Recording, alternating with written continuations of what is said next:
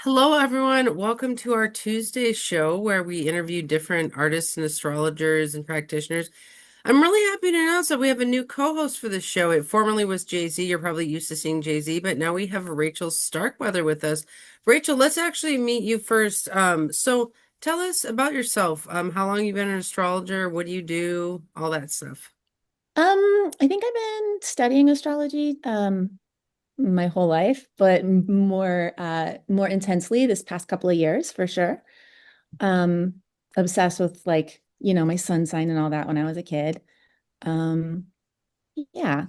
What I forgot all the things you asked me. All right, what's your sun, moon, and rising? Oh, sun, moon, and rising. Cancer rising, Gemini moon, Libra sun. Okay. And so what do you do for a living? Like, what does your day job look like? My day job, I actually make little 1-inch buttons with images from kids' books from the 1920s to the 1960s. I mostly wholesale them to stores. And yeah, so that's a fun little side gig, oh, big gig, the gig. What's it called? What's the company? My company name is called The Button Girl. Oh, okay, interesting.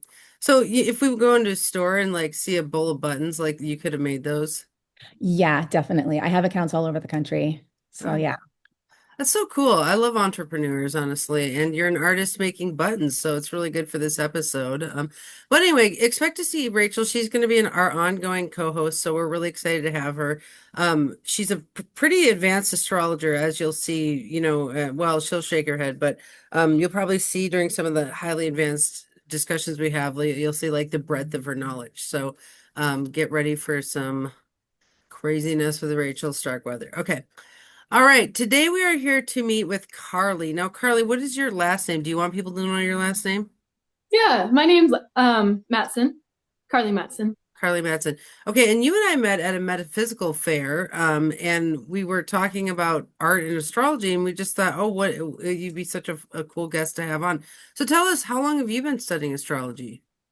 So I've been studying astrology for I'd say about a little over 10 years now. I came across it from a friend that I had met online, and we just quickly became best friends. And she was into astrology, and we figured out that we had the same moon sign, which I think is why we got along so easily. And she's a Sagittarius, I'm an Aquarius sun.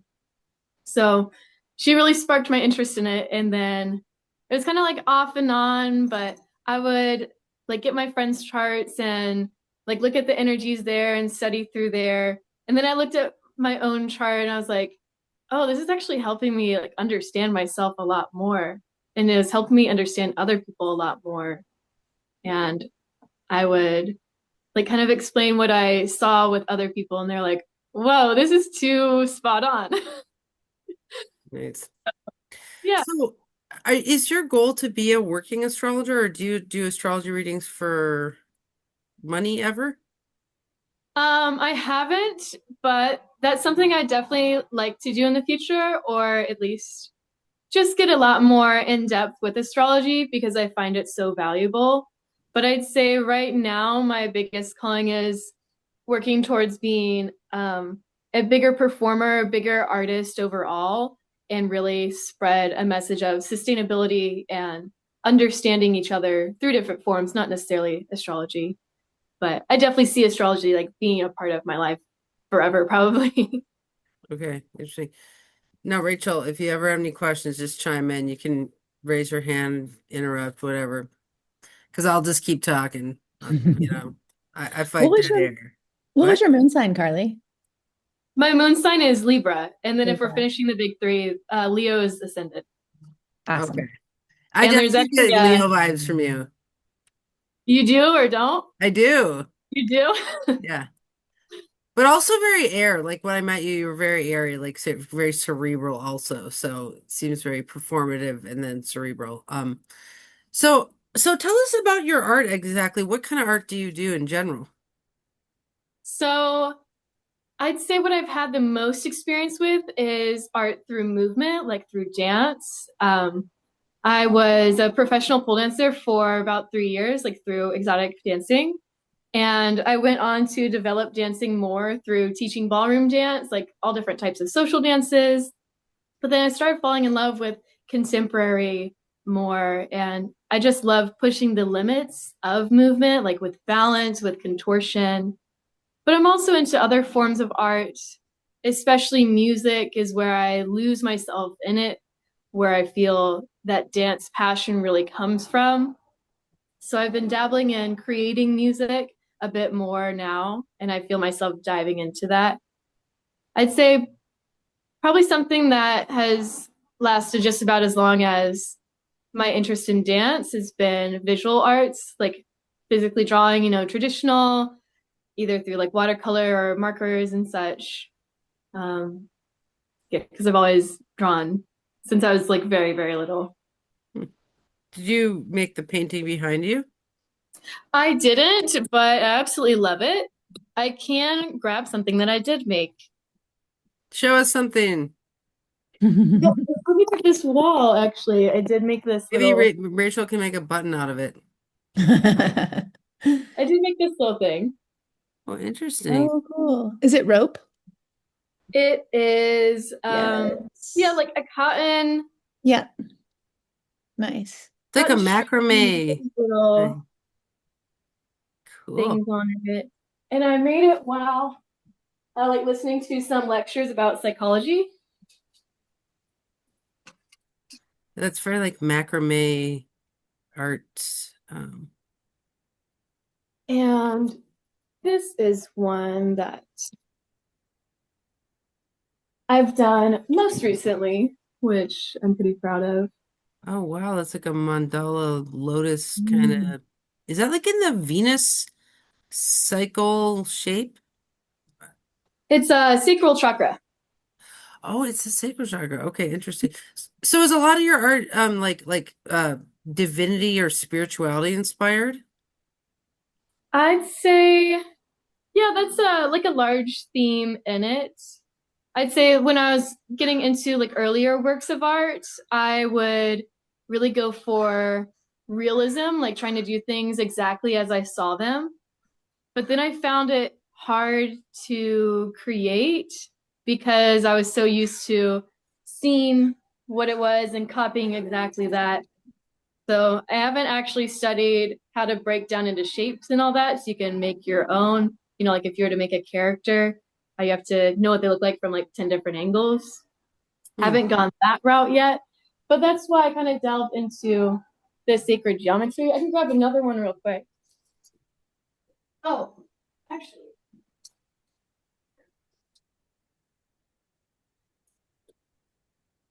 Do you consider So like making buttons art? Oh, sorry, or craft. Okay. Oh wow, those are very nice. Okay, so owls, kind of like a gestural Oh, wow, Carly. owl situation. Okay, interesting. Okay, cool. Okay. and some earlier other. Oh wow, interesting. Okay, more chakras. Okay. So wait, okay, because Rachel's a button maker and Carly's an artist, I have to ask a question. What's the difference between art and craft? Oh, I think it's the same. Oh, Craft is like a little more physical. You yeah. definitely associate with more physical things. Hmm. All right, well, okay, well, yeah, I mean that could be a whole episode in itself. Is like, what is art? What is craft? I mean, I think in some ways, craft could be like the actual making of a thing, and then the art is kind of the concept part where you drive what you're making. I mean, but I don't know, like that's it's all subject to definition, right? Like you could say you crafted that macrame thing. Macrame is a craft, but I don't know. Okay, whatever. I would say craft is something you make with your hands and something that's usable afterwards, right? It performs a function where art is something that is a concept that you get to put into action in a way that other people can receive it for what they want once it's like on the wall or it's doing what it's doing music wise or whatever. Interesting, So, like a pottery is more of a craft because you buy it and then you use it to drink out of. So like yeah, that would be it has a interesting. function. Okay, so function. Okay, that's fascinating. Okay. Mm, yeah. Um, all right. All right. So here's let's talk about this. Okay, so Carly, have you ever made art to someone's natal chart? And Rachel, you can answer this too. I guess I'll ask both of you. So let's start Like with Carly. in interpretation of it or physically drawing it? Either one. Because I have done my own. Okay. You mean you've Yeah. drawn your chart? Yeah, I can grab it. Okay. It's like an excellent show and tell time. I Mm-hmm. just put everything on my wall. Oh, wow. That's So awesome. good. Oh. It That's like bled a little bit, but authenticity. wow. That's a really good way to get to know your chart is to draw it like that extensively. And we talk a lot about like astrologers who draw charts by hand and how that's so different than just printing it off the computer. So let's talk about that. What happens in the brain when you draw your chart by hand? I would say some things that like came across my mind when I was doing it. I was like, oh, like my ascendant is exactly opposite my sun sign, like at the same degree. And it just made me realize like more where everything is like relatively. Like I've studied the angles of my chart already a lot, but to see how like to like physically go along the path and like feel it definitely felt more in depth. And then it started making me question, well, how do I divide the houses and the different systems of that? Because I noticed on some websites they're like evenly divided and some they weren't. And then I was like, actually, I have no idea what the north and south node, how that's calculated, or like the MC and IC, but I've learned a bit more since then. So the process helped you kind of gather questions. Yeah, yeah, Yeah, I like that. Yeah, I've never thought about it that way, Rachel, but yeah, I can see what you're saying. Is like you'll draw like Mars and Cancer, and then you'll be like, interesting. What does that mean? Like it kind of it like engages a dialogue with your spirit, whereas if you just print it out, it's just like it's just on there, yeah. you know. Um, yeah, I also think when you draw a chart by hand, it reveals itself one piece of the puzzle at a time. Like Carly was saying, like all of a sudden she noticed this planet was opposite or ascendant, and so you're just like, it kind of is like a revelation story of like you're revealing one aspect or thing at a time, and that really helps. Rachel, do you draw charts by hand? Um, I haven't yet, but I've been intrigued by the idea. Have you made a button of your chart? Yes. It's like the biggest button ever. No, I only do one inch button, so it's very tiny. You need the extra special reading glasses to even see anything. It's Oh my My funny. God. God, tiny charts. Mhm, That's so mhm, cute. mhm. Like when they do the like the murals on a little grain of rice. It's pretty much like that. Oh my God, your chart on a green erase. Yeah, well, I have my chart on the head of this pin, so I'm just saying. You just write you write with your chart, Andrea. Yeah, yeah, you're right. Yeah, I'm literally like everything I write is my chart. Okay. Um, okay, so well, and I think okay, so but then there is the artistic rendering of charts, like for let's say a baby's born and you're an artist and an astrologer, somebody might ask you, like, Carly, can you draw this baby's chart? And that would be kind of like a sacred object on that chart as opposed to like a printout of it. So would you Yeah. ever consider drawing people's charts like that? Yes, I really, really want to do that. This was actually like the colors and everything weren't what I wanted originally. I was just going with like what I have. But I did go out and like get some inspiration looking at how other people have done that. And I'd really love to do it with like metallic gold or like metallic silver, more of like refined, but still being able to see, especially the elements, but just highlighting everything a little bit more. Or if like someone had some specific colors that they liked, I'd like to, go into that. But I think that's highly, highly personable. And then like to do a reading along with it, I think just would really set someone up for like a great understanding. of like what just came into the universe. Yeah, that brings up the question is like I'm always thinking about this. Like, does the person want their chart or do they want their reading? You know, and it's like some people like legit just want the drawing of their chart. That's what they're after. And then, but most people actually want you to read their chart, like tell them Mhm. what it means, because even if you render it artistically, there's all this meaning in the chart that you can't really convey. It's like an artist statement, like if you make somebody a piece of art and you just send it to them in the mail with nothing written, it's like, isn't that a little bit different than if you write an artist statement? Like, I made this for you because it made me think of XYZ. And it's like the artist statement is literally part of the art. And Mhm. the reading of a chart is in some ways kind of like the artist statement of like this chart, you know. Do you guys think that the actual reading of a chart is an art form? Definitely. Yeah, I think so. Okay, because we never think of speaking as an art form, but I guess what are some speaking art forms? Like, Poetry? okay, storytelling, Yeah. um, Podcasts themselves. okay, extemporaneous speech. Okay. Interesting. So like we could even look at the rendering of the chart verbally as an art. Whoa.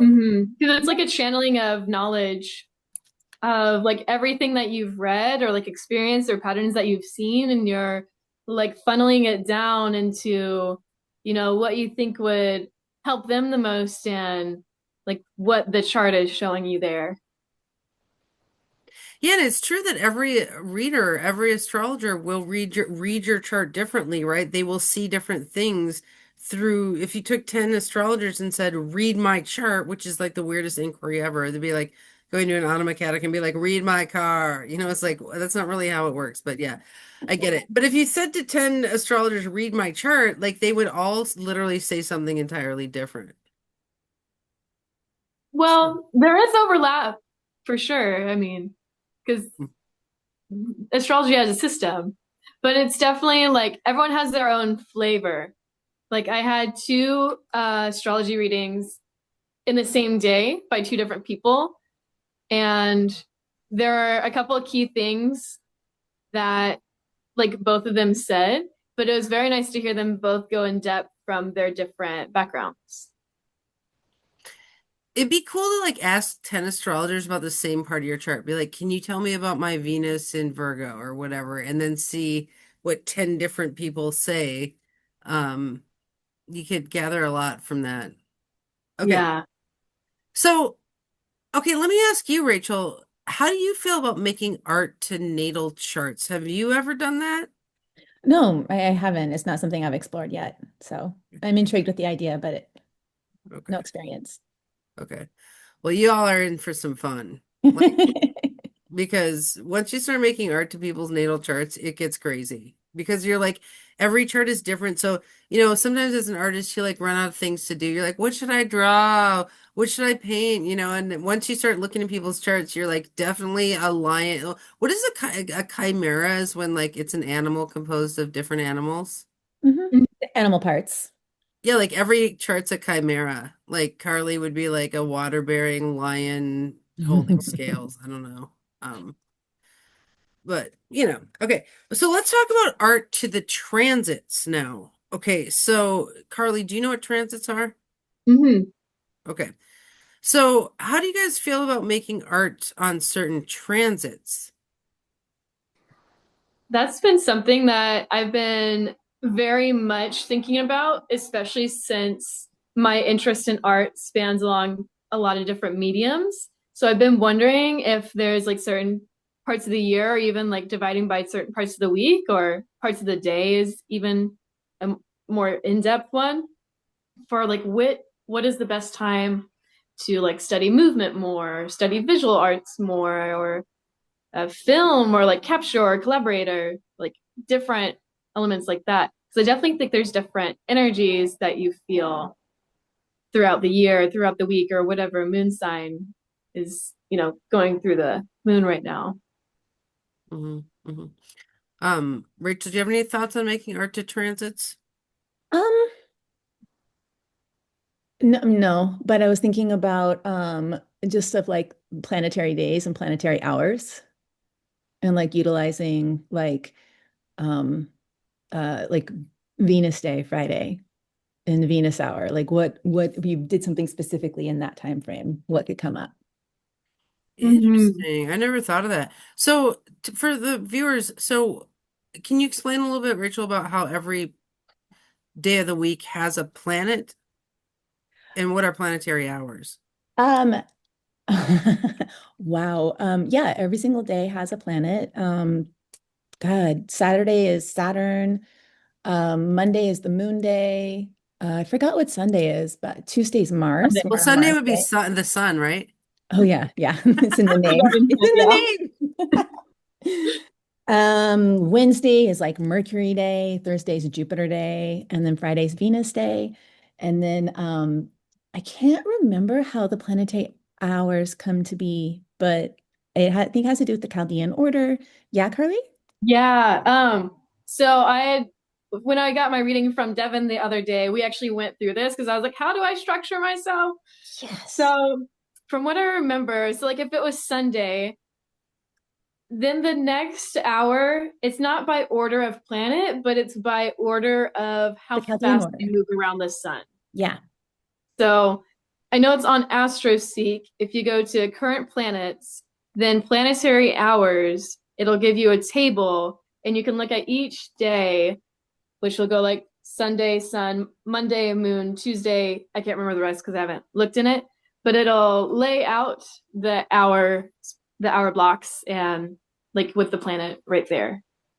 Yeah. Like right now we're in the hour of the sun Interesting. for So, your ascendant.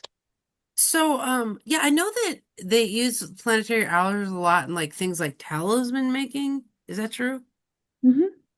So you would, let's say you were trying to make a Mars talisman, you do it like when there was like the sun and Mars together in Aries, and then you do it on Mars Day in the Mars hour. I think it's a more complicated than that because I think you do bring in the transits also, like because you're electing a specific time. So, like what's happening to Mars and what's happening to the moon and all that would be really important, but it's not something I've done yet. Interesting. So do you guys think that art made on a certain transit is talismanic? I think so, for sure.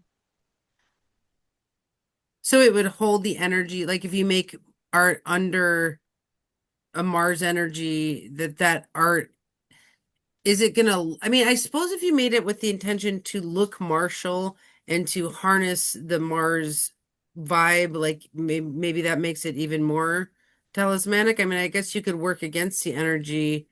Um, like is just it being made under the Mars transit make it have that energy of Mars, or do you have to make it representing Mars energy for it to work in that fashion? I think it would be a little bit of both. Like if you are making a piece of art, it's going to capture the energy that is like going on right there. But if you're making it with the intention of capturing that energy, I think that's going to funnel it even more.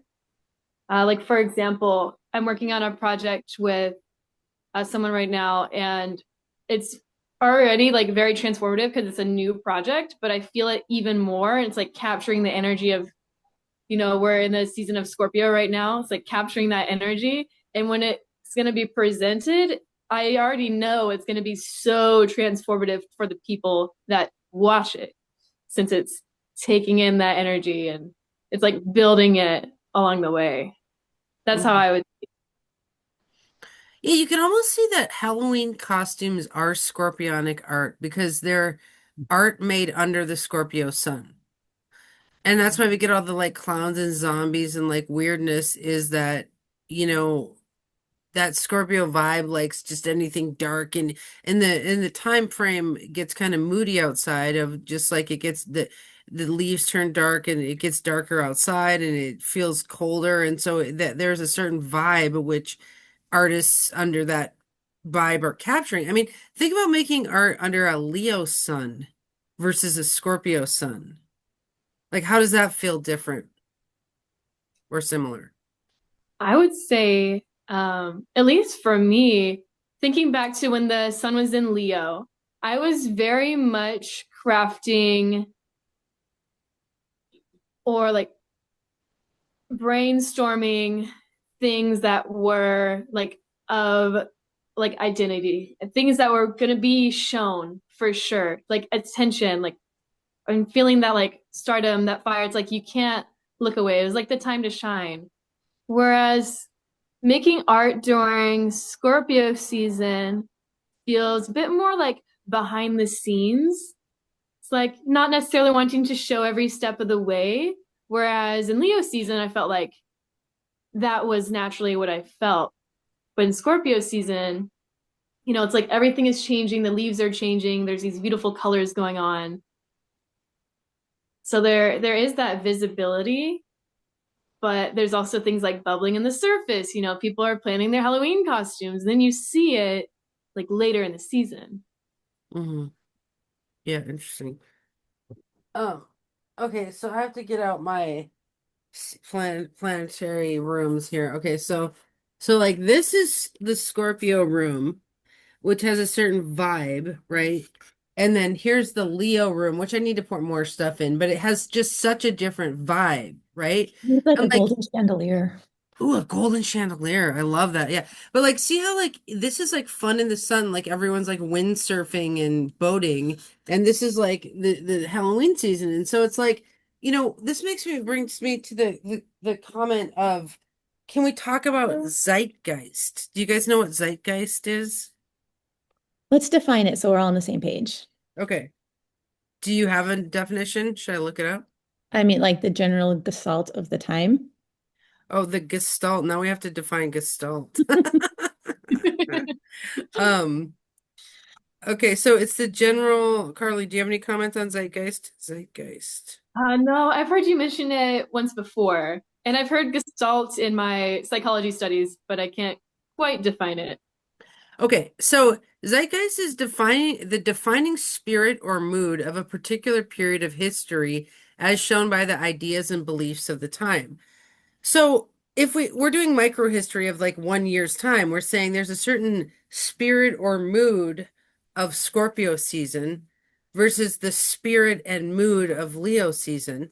And that's the zeitgeist of Scorpio versus the zeitgeist of Leo. Wait, define zeitgeist. The defining spirit or mood of a particular Okay. period of history. Okay. For some reason, I thought that was just salt. Okay, Okay. let's look up Gestalt. Hold on. I couldn't say that word for a second. Gestalt. Maybe they mean the same thing. I, Gestalt they're kind of similar. is an organized whole Sounds that German. is perceived as more than a sum of its parts. Oh no, it's different. Yeah. Well, Okay. maybe the Gestalt, it would be the whole of all of the energies. The Gestalt of the zeitgeist would be all the energies of a day put together into one big Gestalt or something. I don't know. I love that. Okay. Um, No, but I mean, I do think astrologers more than anybody deal with zeitgeist, which is the spirit or mood of certain time periods, right? And this seems to go with art very closely because artists capture the spirit and mood of things. I mean, that's what art is. Let's talk about outer planets and zeitgeist. So, because if we look at it as moments in history, like, does that make more sense, Rachel, to say that there are certain moments in history where the outer planets are in certain places, and that creates a certain zeitgeist? Yeah, definitely. Okay. Um, so Carly, where's your Pluto? What sign? I think it's in Sagittarius. Okay, so we could say you're that generation, you got the Pluto and Sag vibes, like, so for the duration of your nice. For the duration of your life, you will be kind of expressing the zeitgeist of the moment that you were born in some ways because you have that Pluto and Sag coming out of you. I mean, in some ways, a person's like a natal chart is like a repeating zeitgeist bringer or something. Um, but okay, let's talk about like the zeitgeist of like if you look at art throughout history, Do you think Neptune changing signs would change the zeitgeist of art? Or like, I would think so.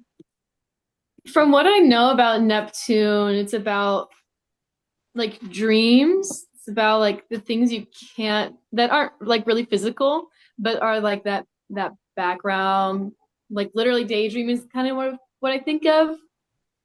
Honestly don't know a whole lot about Neptune, but I would think it would definitely have an effect. Yeah.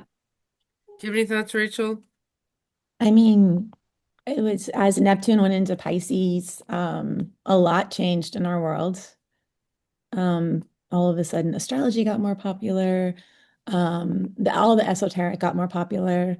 And there's definitely been like a dreamy kind of thing happening. And it went into Aries, and all of a sudden, so much more war, so much more conflict, so much Marsing going on. Definitely think Neptune switching signs has a big impact on our world. And I think the last time Neptune was in Pisces, was that during the 19 Oh no, never mind. I was trying to think the last time it was in Pisces and what was happening, but I don't know what year that was. What is the cycle of Neptune? It's like Yeah, 100. I'm not sure, but like I think that's a really great way to study astrology. Would be look at what's the last time Neptune was in this sign. What was the zeitgeist at that time? Of course, the other outer planets wouldn't be in the same position. We never get a repeating zeitgeist other than every 16,000 years, right? So that's one of the things. If you're an artist and astrologer, it's like you never run out of inspiration because the planets never repeat. So you always get to paint a different picture depending on the mood. As an artist, like I make beads and stuff, and I cannot make the same bead project on two different transits. It's like try to replicate your art on a different day. It's like the planets have shifted. Like you can't actually capture the same brush stroke on a different day or a different transit. It's like really interesting. So yeah, but I think Rachel brings up a good point that Neptune going to Aries is going to totally change, at least that one hand of the clock is going to change the zeitgeist from being this like airy fairy, like everyone's smoking weed and like, you know, Yeah, we became legalized in the oh my last God. That totally changed the art to being all like just chakras and, like Carly's making s- chakra paintings under the Neptune and Pisces. Like maybe that'll change when Neptune goes into Aries and she'll be drawing more martial elements or something. Yeah, like, we have to see. I guess we'd have to see, right? Um, Yeah. and then Pluto leaving Capricorn and going into Aquarius is totally changing the zeitgeist to being like all AI driven art. Like that's so Pluto and Aquarius. So it's like, how do you guys use AI in what you do, Carly? So I use AI as a way to like condense my like brainstorms basically into something that is like structured out because that's what I struggle with the most. Um, it is almost like a battle or a balance of not using it too much sometimes because of course it takes up a lot of energy and I'm really conscious of like that thing, like the net grid, how much is like pulling on the energy, but at the same time, I think with it, we're just going to get more efficient and just better as a humanity since we're able to get more information faster and even just understand ourselves more. And with that information faster and everything, then we'll be able to, harness energy better. We have infinite energy from the sun, basically, until that dies. But we don't really have to worry about that. What degree is your Aquarius sun? 23. Okay, so Pluto won't go over your sun for a long time. But like how we were defining earlier that the talking is an art form, which I'd never thought of before, so that's a revelation for me. But Pluto in Aquarius is changing the talking art form to be very verbose and very like, AI has a certain way it talks. It's almost like a person Mhm. who's like very loquacious and like super Mercury in Aquarius. It's like blah, blah, blah, blah, blah, blah, blah, blah, like it's like, but I feel like it's changing people into these kind of paragraph talker element people. You know, it seems like it's changing the talking form to be more Aquarian. Yeah, and especially with how easy it is for people now to have an idea and then for it to be, put into a thing where it's like, write me a whole paragraph or write me a whole page on this. Or, you know, I have this brain dump. Can you summarize this? It's great, but then it can also make people feel like if they were to see some great art and then like something that feels like it's written by AI, it can feel a little disingenuous in one way. But then the other way, if someone couldn't really expand on their words but wanted to, it does help with that. But on Mm, the other end, it can sometimes feel fake because there can be so much info, so many words generated like instantly. yeah. And then it's like, how does it interact with your chart? Like, if you are Aquarian, then maybe you resonate with that style, that zeitgeist of the Pluto and Aquarius. But if you're Leo parts, it opposes those. So, like, maybe your Leo parts is like, I want to express myself. I want to show me, and this is so impersonal and it's so computerized and like it's opposite to my Leo element, you know? So, like, some sites signs will fight with the zeitgeist of a moment, and some will like resonate with it. And I also want to say it would be interesting to take an art form like button making and drive it through different outer planet changes, right? Like, what's button making look like when Pluto's in Capricorn? And then what changes for button making when Pluto goes into Aquarius, you know? And like, it's, or you could do it with any art form, like quilling, you know? You could be like, watch the quilling styles change as these outer planets move through, you know? And so, I think astrology and art like are inextricably linked because the planets do change like tone, feel, vibe, you know, everything which artists are picking up and you know kind of catching. So, um you guys got any thoughts that you want to talk about with art and astrology? I have more things on my list, but Um, Back to the AI thing of it, I think it is very interesting to see what comes out when people study like how to use the AI because since it's widely available, anyone can go and just like generate something. But you can really create some very like intricate, interesting things that like a human could make with like thousands of hours of work, but a computer made.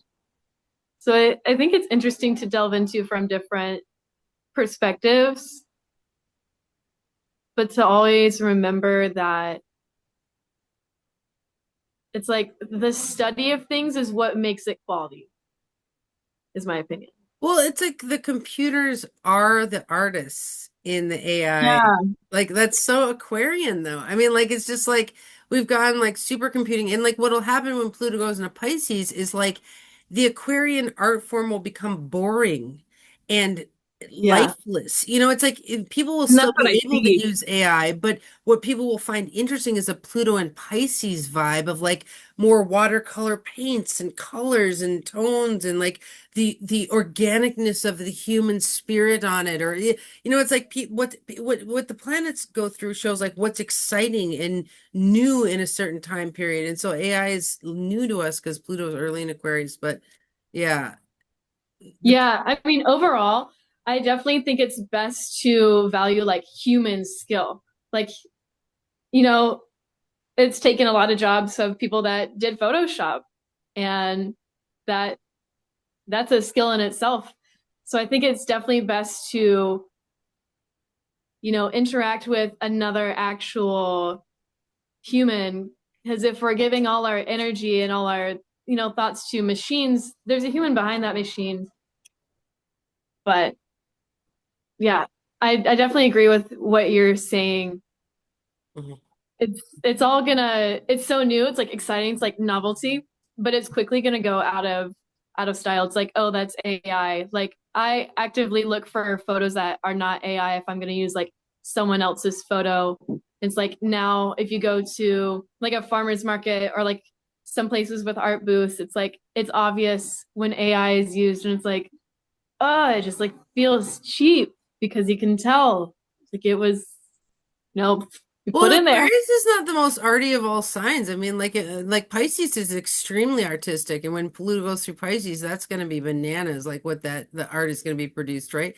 But it's like, yeah, Aquarius is. Well, I guess if talking is an art form, then Aquarius is doing a good job at doing the talking art form. But you have to see that the planets show what the people will take to. Like, because it changes the wiring of the physical form. And so, like, people are wired to be like really lit up in this like air body of the body, so they keep taking to the AI like feel and vibe. And so I think it's because art will die if it's not being looked at and not being used and observed. It like so it's like the humans making the AI art because they are looking at it and finding it interesting and all these kind of things. And um so yeah, it's just interesting. Like you couldn't create this AI art like 1,000 years ago or hundreds of years ago when Impressionist painting was in. They would have been like, "What is this piece of crap?" Like. But right now, it's all the rage. Ooh. Wow, I hadn't thought about it that way. Yeah. Okay. Yeah, like if you were to look at an artist that was amazing at replicating realism and put him in the like impressionist era, it would be rejected. Exactly. And we would say that's the planets making one thing palatable at any given moment than another Yeah. kind of thing. Yeah. Were you going to say something, Rachel? No, I just don't think of AI as making art. I think art comes from our personal human reactions to things and how we want to put it out into something. Like it Interesting. just it art can only come from humans. Interesting. So Um, So I have a little story. So I had a student, and I'm not breaking confidentiality because we don't know who this is, but she was a Capricorn sun, but she had moon in Scorpio in mhm, the third house, I think. And she looked back in time for when Pluto was in Scorpio going over her moon. mhm, Now, at the current time, Pluto's in Capricorn going over her sun in the fifth house, and she kept making really classic fiber arts, like earth toned fiber arts, like Capricorn looking like weaving and very like traditional art. But when Pluto was in Scorpio going over her moon, she was in art school and she made all Gothic black art.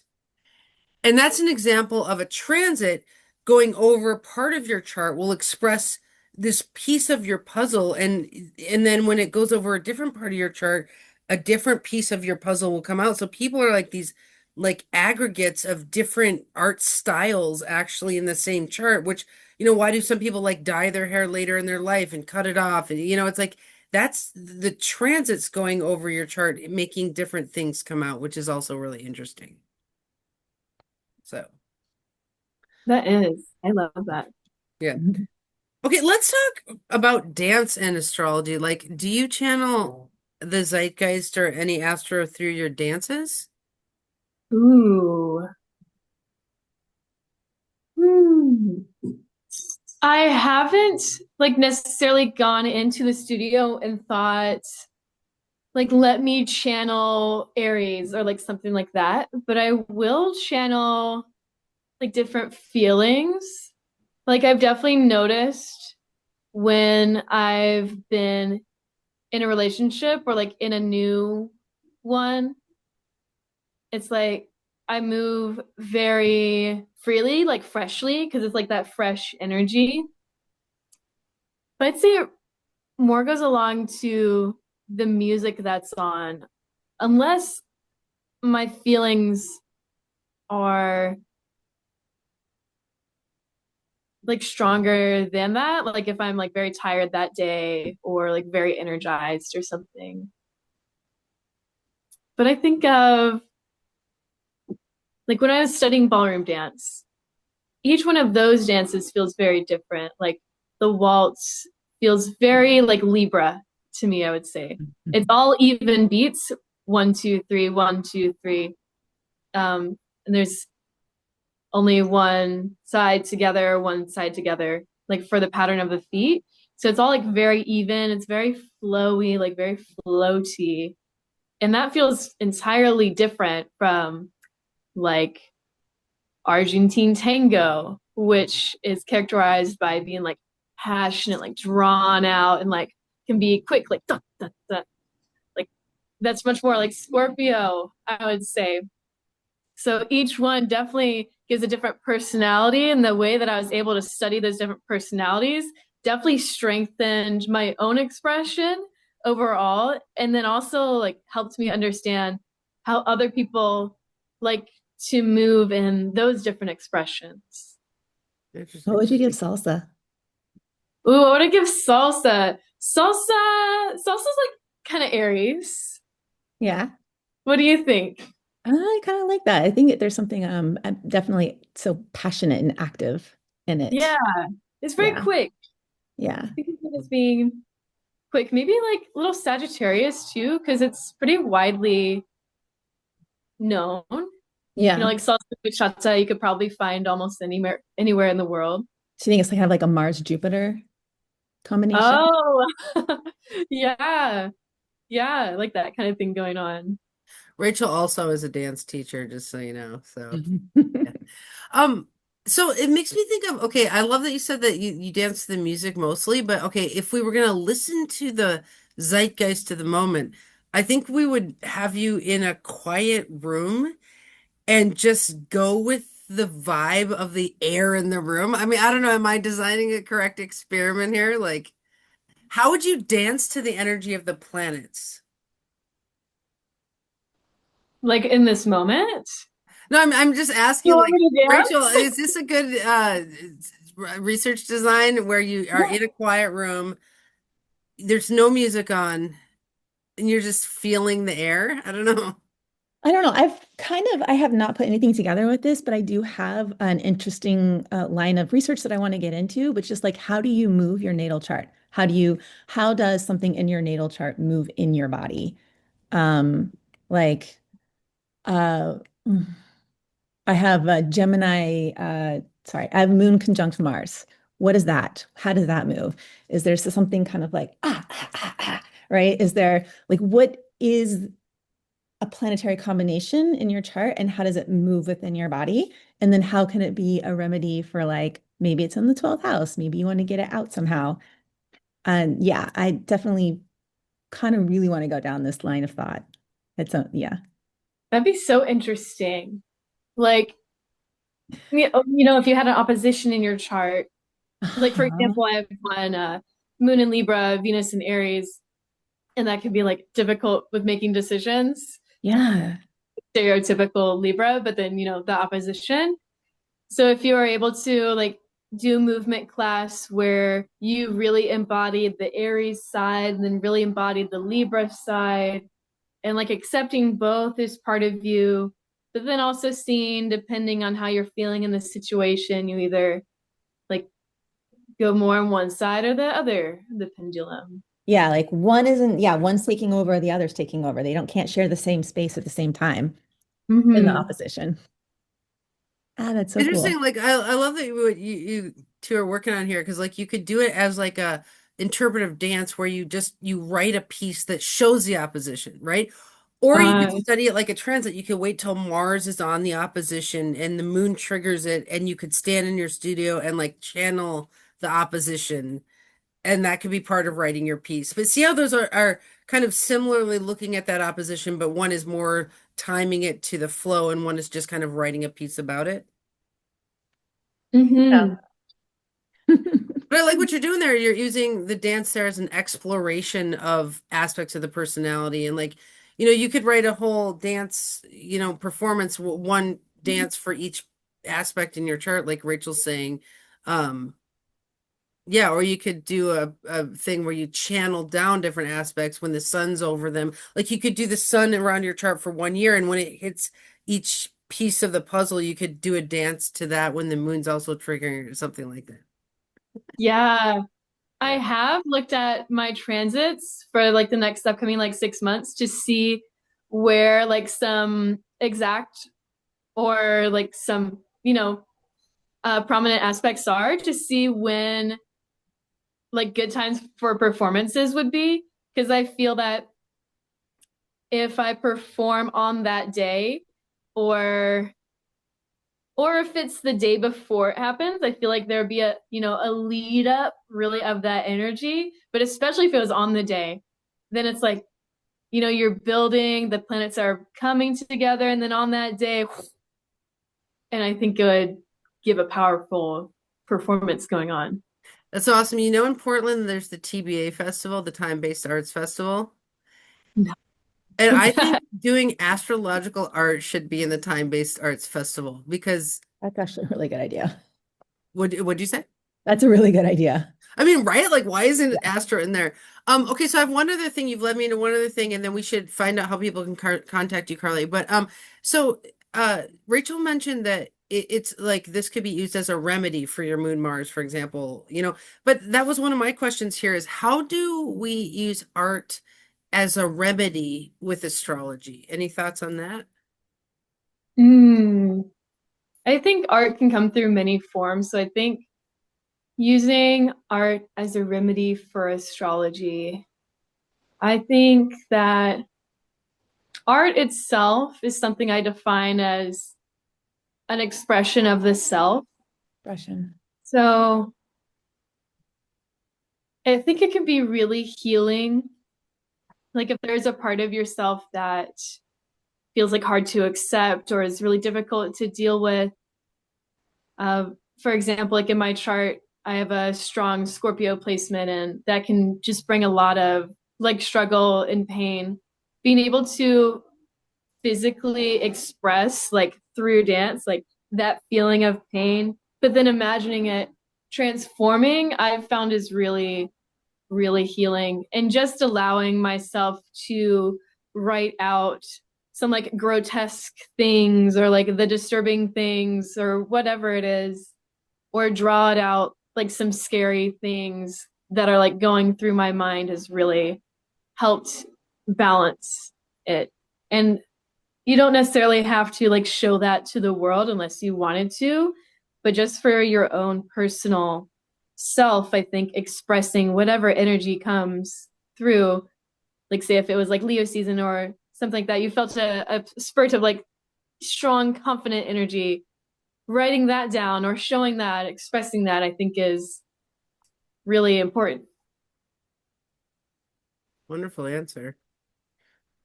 Rachel, you have any thoughts on that? No, it just yeah, expression, giving something a voice that doesn't have a voice, giving it a safe space to have a voice gives the space needed for something to shift and change so that something new can come forth with the energies. I love that. Nice. I like that. I like the words giving it a voice. Yeah, Hmm. going Wonderful. back to speaking as an art form. Nice, nice. Well, Rachel, I'm so glad we had our first episode. That was Thank fun. you. Thank you. We're just I'm we're looking just forward getting to more. started. We're just getting warmed up. So Carly, how can people find you? Obviously, you can make art for them or dance for them or also maybe look at their chart. I mean, you're just getting started on your path there. So how can they find you? Yes. So right now I have Instagram. That's my main thing. And it's 555 Carly with a K. Karly. Yes. Karly. Cool. So five Five, five five. 555 Carly. Whoa, sign language. All right, Carly, well, email me that and we'll put it in the chat part of this video. And it was so good to get to know you for a longer time because we met briefly at the metaphysical fair, but now I feel like I kind of really know you a little bit better. So, anyway, any last words from y'all? Thank you so much for having me. And I'm so grateful to have run into you and run into Rachel too. Is literally like just a chance meeting and like literally like so last minute that I like stumbled into like the metaphysical and then to the class and then to the people and like, on and on. And Mhm. it's just been like so amazing. So, so happy. Yeah, Nice. Well, we're glad Portland to have met you. astrologers represent, man. We are a real crew. So you should come to the Mhm. Rose City Constellation Circle on the first Saturday of the month. Oh my gosh, yes. I missed the last one, but I will definitely come to the next one. So first Saturday. Yeah. That's You this can, Saturday. yeah, that's this Saturday. Yeah. Oh, this Saturday. Okay. Yeah, I can. Roscoe's 3 to 5. All right, everyone. Good to see you, Carly. Thank you, Thank Rachel. Wonderful you. job. All right, I'll see y'all later. Bye. Bye. Bye. Have a wonderful day.